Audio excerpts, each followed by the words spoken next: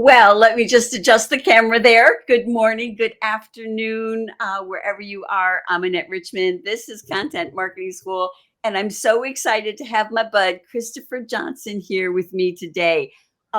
We've known each other for a few years. We met through our mutual friend, I think, Brenda Meller.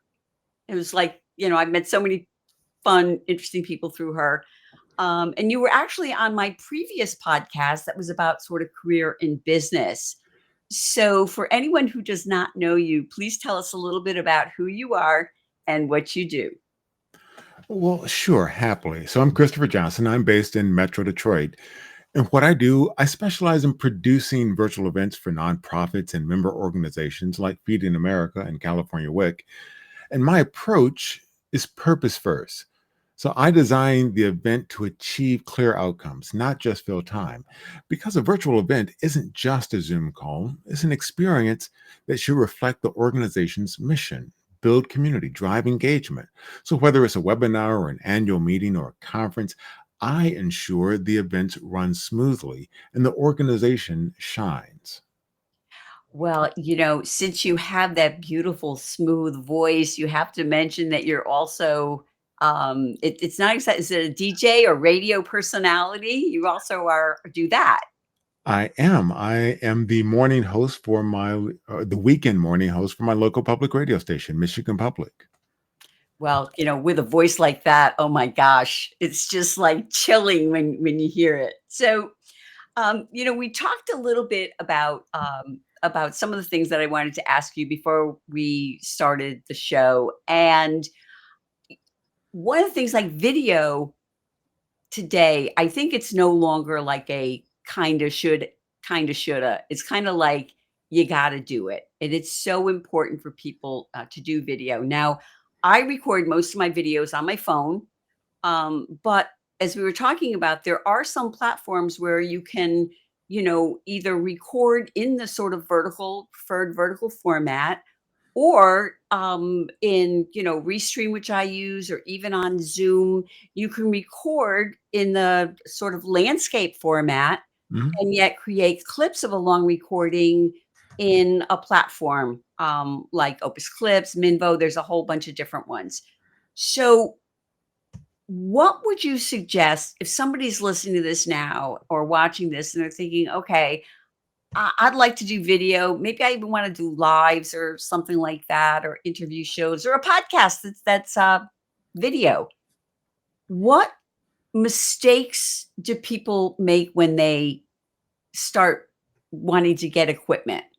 What mistakes do they make, and what should they be doing instead? One of the biggest mistakes I see is people getting high-end equipment that they do not understand. So David Pogue, he's a tech writer, and he mentioned something years ago. He said, "What's the best camera?" People always ask him that. And he says, "The one you have with you." So right now, I mean, our phones are so much better than anything that, 10, 20 years ago.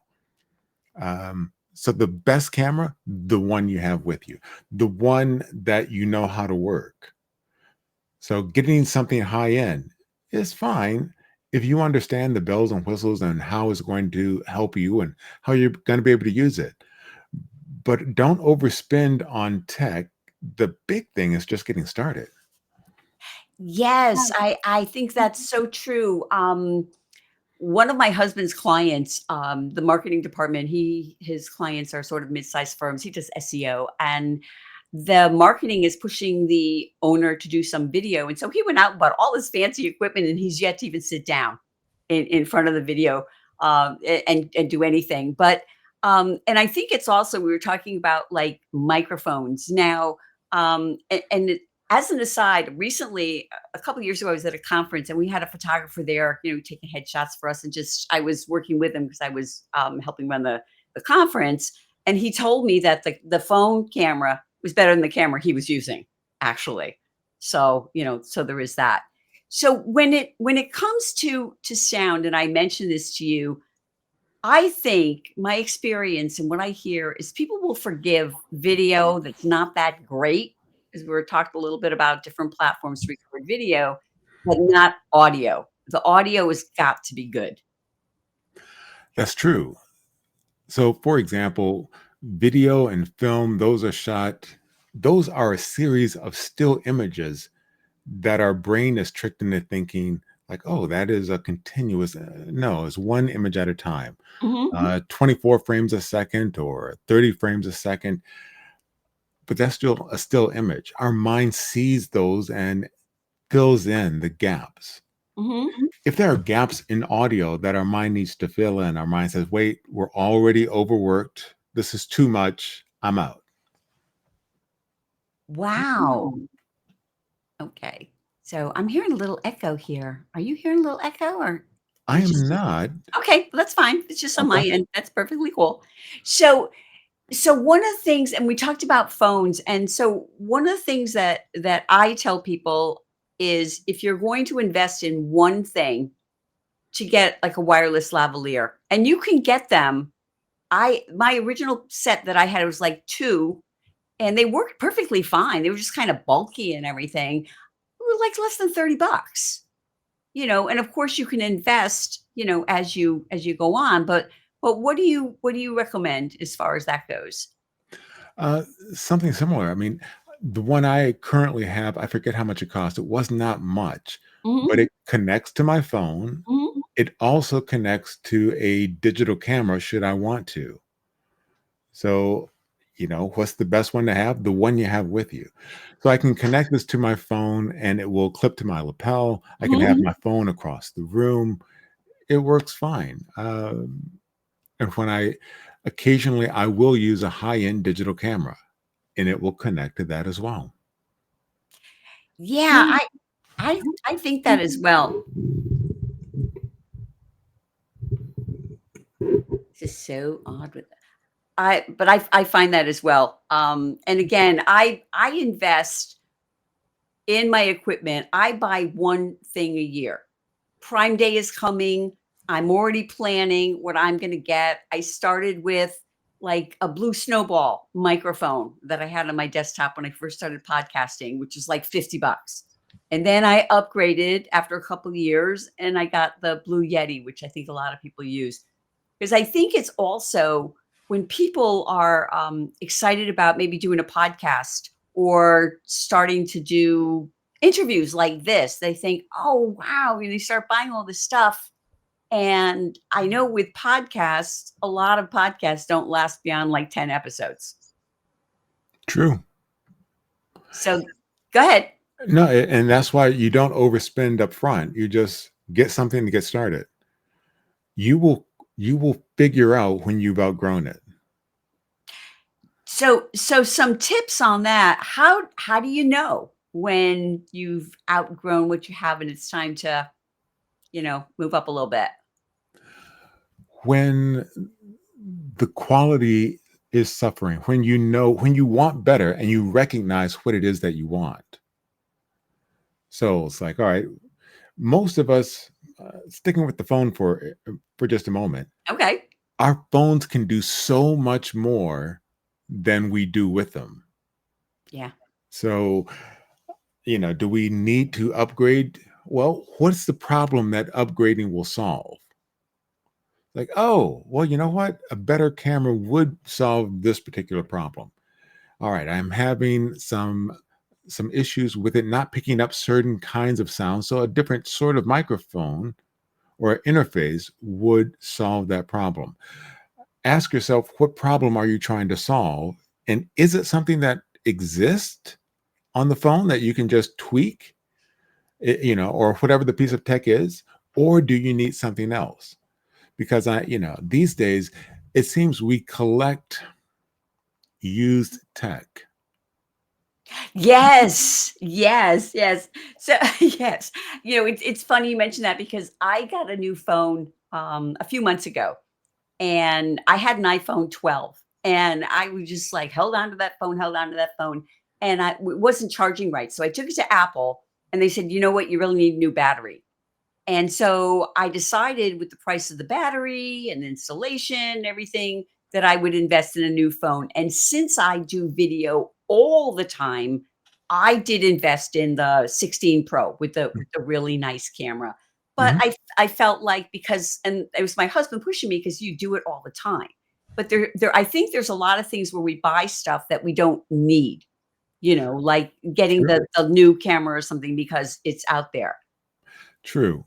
But one of the things I think where people should spend is, you know, my background is IT. Okay. So spend on memory. You know, if you're going to get a high-end whatever it is, so Mhm. whether you're gonna make digital recordings, whether they be audio or video, spend on memory so that you can capture all of that.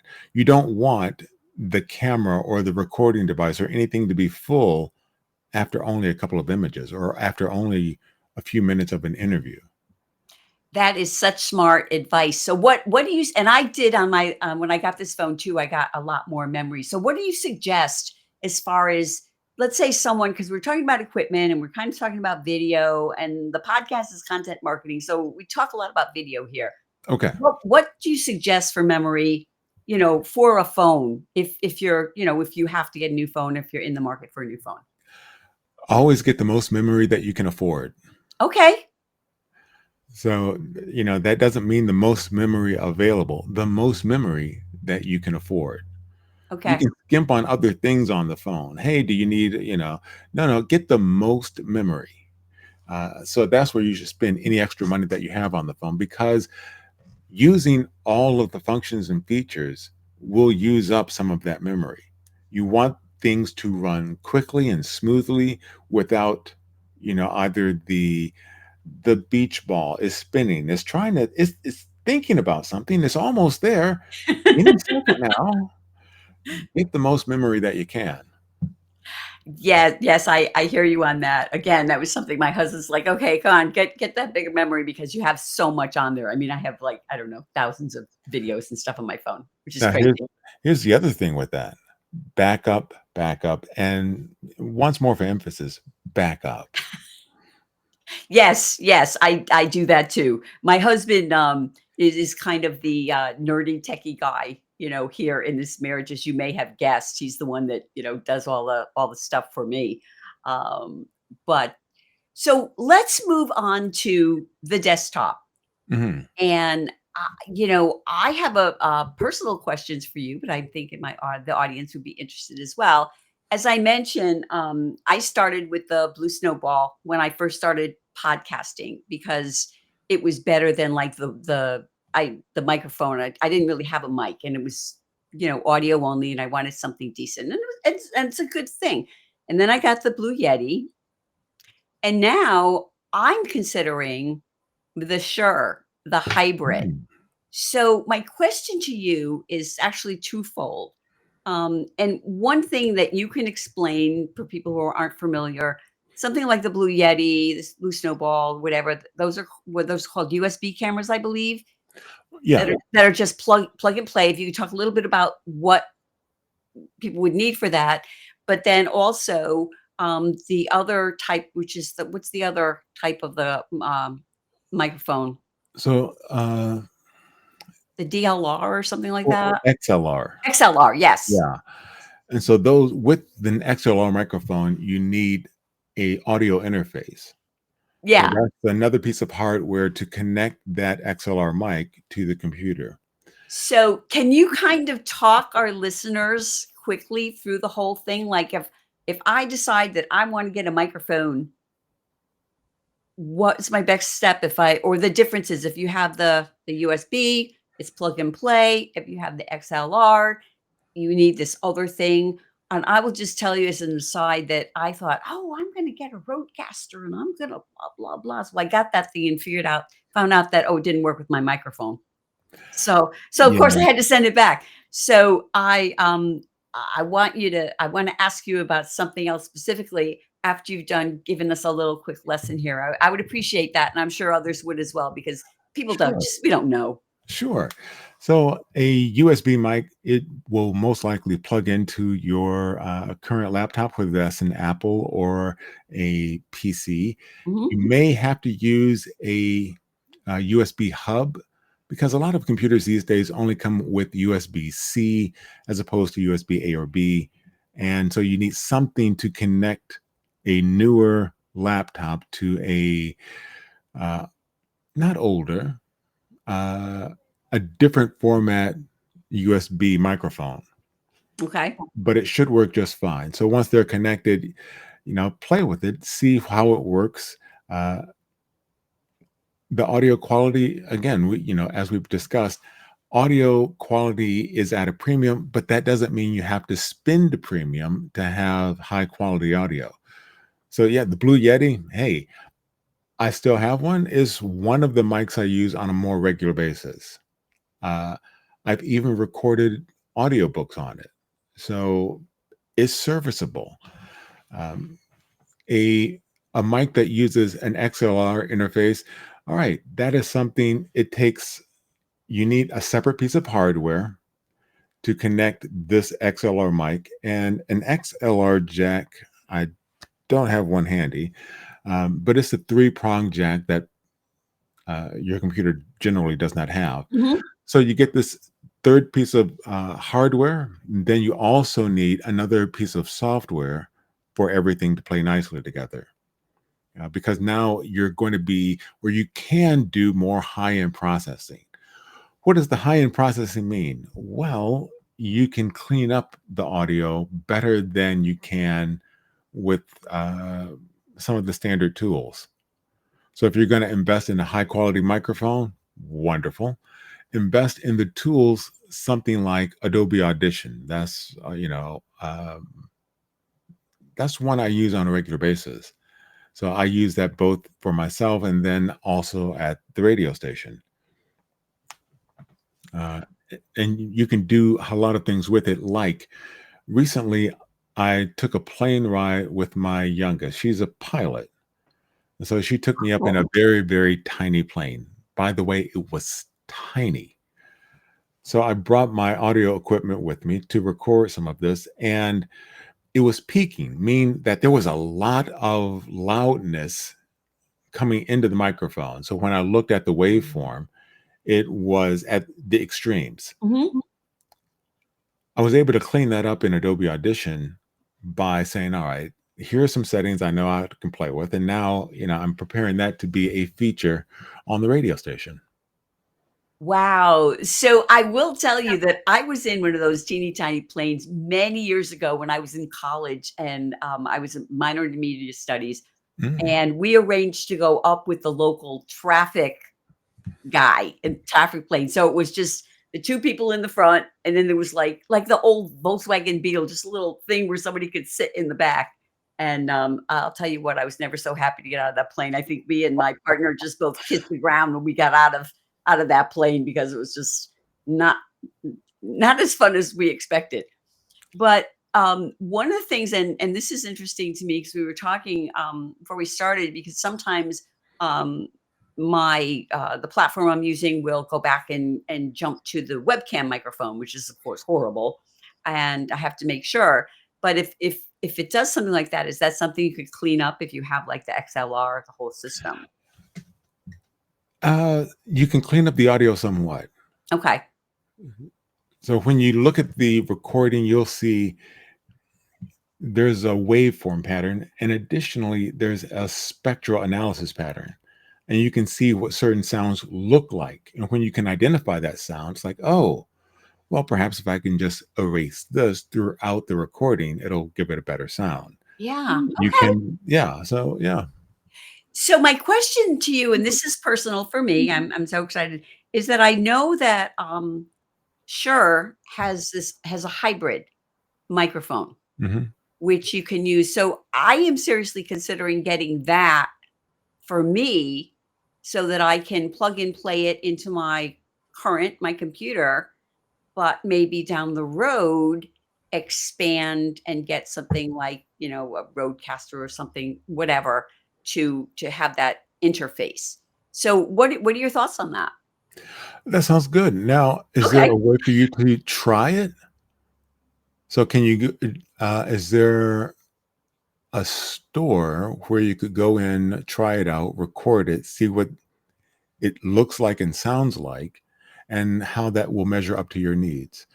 So around here, there's a store, Guitar Center, Mhm. and I can go in there and take a look at it. I can talk to the people about, what the dynamic range is on this particular microphone. So my voice tends to be lower. So I want something that picks up the lowness as opposed to something focused on the high end. Mhm. Well, I would just for me, it's always wanting to produce, better. Okay. That's my goal, to produce better. And, like, I listen to some friends I have, people that are guests on my show, Mhm. and then when I listen to the sound on their I mean, not that the Blue Yeti doesn't sound good, sounds good, but, you have that, deeper, more sort of modulated Yeah. tone, um, Warmer. that you don't get with this, and so that's my thinking behind it, and, Okay. I've been kind of planning it with Prime Day coming and all that, because Good. I'm thinking that that's sort of an easy way to also follow my philosophy of buy the inexpensive and then expand and go higher. I've done that with I bought a, teleprompter last Yeah. year on Prime Day for the first time, and although I had for years been, "Oh, no, no, no," I got this thing, and I'm telling you, it saves me so much time. So Good. so what are your thoughts on that? I like that. And something else that you can do along with that, experiment with the area where the microphone's going to be. And what I mean by that, if you're in a room that has a lot of reflective surfaces, well, okay, you might hear more of that on a high-end mic. So if you're in for instance, a glass office space, hey, a lot of offices these days are floor to ceiling glass. Mhm. And you're going to hear it's like, oh, yeah, all right. That's going to have a different sound than if you're in a room with, uh, if you're in a blanket fort. So a lot of people in radio, when they have to produce something on the fly or at home, yeah, they basically build a blanket fort or go into their closet because the clothing acts as dampening. So you have, less reflective surfaces. You can record something and it'll give a good quality sound that you can use for broadcast. Yeah, I love that, and it's funny because I had been thinking about just putting some insulation on some of the walls, in my office, which is, it's a fairly large room, and I have a Mhm. lot of other things in it, but there's, walls, and it is probably much more of that reflective space than I would realize. Yeah, and yeah, so play around with it and have fun. So don't stress about it, just have fun. Okay. Well, I am like that. I like to play and experiment and try stuff. So I have one more question for you before, because the time is flies by so fast. Before I ask you for your sort of final thoughts of what something you would like to share. Um, and we talked about this a little bit beforehand about the idea of Zoom. Now, I have heard for video recording, I'm not a big user of Zoom, but I know a lot of people do. They record their videos on Zoom, Mhm. and as we had mentioned earlier, the idea that if you record in a sort of the landscape format, or typical YouTube format, you can create clips and create vertical, and it can work just fine. But what do you first think of the idea of using Zoom at all? Because I think a Zoom is like one of those things, almost like a smartphone. Kind of everybody in business is using Zoom. Pretty Or much. something like that. So what do you think of the idea of recording there? And also an idea I mentioned to you about the idea of even if you're not recording your videos, that maybe if you're used to using Zoom and a lot of people are kind of freaked out by looking at the camera and talking to themselves. And this way, to sort of practice just recording to get more comfortable in front of the camera. So what are your thoughts about those two things? I absolutely encourage it. So here's the thing, Zoom, like you said, is is pretty much ubiquitous. It is all over the place. Whether you have a free account or a paid account, you can record yourself on it. So you can Mhm. practice looking at the camera. So go ahead and practice. See how you look if you talk with your hands a lot or you're fairly static. Pay attention to how you show up on camera. Some tips about recording on Zoom. If you're going to be recording more than one person, separate each person into their own individual track. Oh, It okay. it takes up a little bit more space, but it avoids the crosstalk somewhat. So if every person has their own audio track, then you can see you can isolate the sound that you want by track. So if you want to pull out a clip of a conversation, you can pull out this person. And if they start to crosstalk a little bit, perhaps one of the things you can do is just shift it a smidge so that they're not talking on top of each other. And you have more of a clear delineation between speaker A and speaker B. So to record audio on separate tracks, recording to the cloud or recording to your computer, it depends on what you're trying to accomplish. So sometimes you're recording your presentation. Well, that's going to look one way when you record to the cloud and a slightly different way when you record to the computer. Take a Oh, look at both of them and see which one matches your needs. which do you recommend? Usually recording to the cloud. Oh, So okay. that captures the presentation better. So a speaker presentation, when you record to your computer, a lot of times you get gallery or more than just the speaker. So for things like webinars, where you can have it bounce from speaker to speaker to speaker, the recording the webinar to the cloud, I think works better. So you can have the people individual spotlight or have them in the spotlight and then just the camera will follow them pretty good. There may only be light editing required. Okay.